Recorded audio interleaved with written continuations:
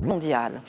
Ils sont français et pourtant se retrouvent sans papier. Leur seul tort, c'est d'être nés à l'étranger ou que leurs parents le soient. Lorsqu'ils veulent renouveler un passeport ou une carte d'identité, l'administration redouble d'exigences. Elle leur demande parfois des papiers impossibles à obtenir. Loubna Anaki, Régis Maté. Une réunion de famille ou plutôt une convocation des ancêtres. Car l'enjeu est de taille. Stéphane Sitbon-Gomez et sa sœur doivent prouver qu'ils sont bien français. C'est ce que leur demande l'administration pour renouveler leurs papiers. On me dit « Ah bah non, ça va pas être possible.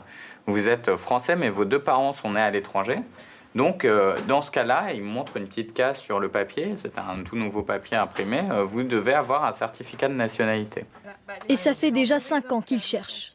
La famille a toujours été française, mais a longtemps vécu en Tunisie. Pour l'administration, seul compte le dernier ancêtre né sur le territoire français. Stéphane et sa sœur sont donc remontés 150 ans en arrière. Maintenant, c'est un acte de mariage du milieu du 19e siècle qu'il leur faut exhumer des archives officielles. Aujourd'hui, il y a les débats sur l'identité nationale, etc. Moi, c'est même pas un débat qui m'intéresse parce que quand l'administration fait déjà son tri entre les vrais Français, les Français douteux, voilà, moi, ce qu'on m'a expliqué, c'est que j'avais la nationalité douteuse. Quand on leur dit ça, dans ce cas-là, naturalisez-moi, je sais pas, à partir de 16 ans, on peut demander sa nationalité française. Ils nous disent « Ah mais non, vous êtes déjà français. On ne peut pas vous naturaliser. Vous pouvez pas acquérir la nationalité française, vous l'avez déjà. »